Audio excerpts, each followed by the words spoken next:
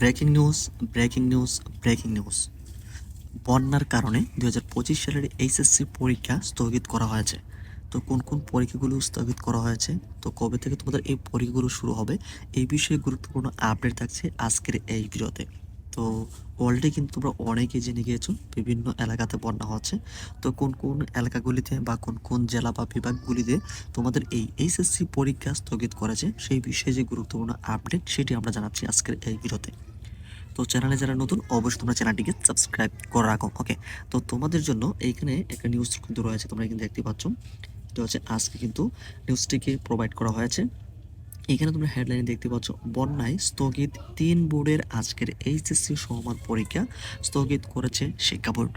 তো এখানে বেশ কিছু একটু হিন্টস রয়েছে তোমাদের যেই শিক্ষা বোর্ডগুলো রয়েছে সেই সকল বিষয়ে। তো এই সকল বিষয়ে তথ্য পাওয়ার জন্য আমরা কিন্তু অলরেডি এখানে দেখতে পাচ্ছি, বন্যা পরিস্থিতির কারণে 3 বোর্ডের অধীনে আজ বৃহস্পতিবার, তো আজকে 10 জুলাই অনুষ্ঠিতব্য এইচএসসি সমান পরীক্ষা স্থগিত করা হয়েছে। তো আজকের যে পরীক্ষাটা এটি, এমনকি কুমিল্লা শিক্ষা বোর্ডের অধীনে 6টি জেলায়, মাদ্রাসা বোর্ডের অধীনে সারা দেশে আলিম পরীক্ষা এবং কারিগরি শিক্ষা বোর্ডের আওতায় সারা দেশে এইচএসসি ও ভোকেশনাল পরীক্ষা স্থগিত করা হয়েছে। তো সারা দেশে কিন্তু এখানে তোমাদের যে আলিম পরীক্ষা রয়েছে, এমনকি কারিগরি শিক্ষা বোর্ডের যে পরীক্ষাগুলো, এগুলো কিন্তু অলরেডি স্থগিত করে দেওয়া হয়েছে। এই বিষয়ে আরও কতগুলো গুরুত্বপূর্ণ তথ্য রয়েছে যে বিষয়গুলি তোমাদেরকে জানতে হবে। এখানে দেখো, রাত 10:30টার পর শিক্ষা বোর্ডগুলো থেকে প্রকাশিত বিজ্ঞপ্তিতে এ তথ্য জানানো হয়েছে।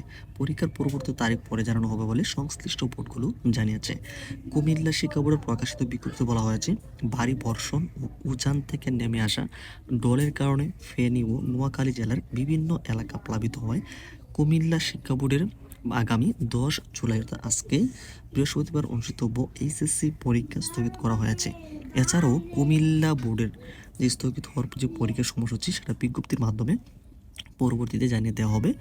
13 হতে পূর্ব ঘোষিত সময়সূচি অনুযায়ী অন্যান্য পরীক্ষা যথারীতি চলবে। এ বিষয়ে প্রয়োজনীয় ব্যবস্থা গ্রহণের জন্য বিশেষভাবে অনুরোধ করা হয়েছে এই পুরো বিষয়টি বিজ্ঞপ্তিতে।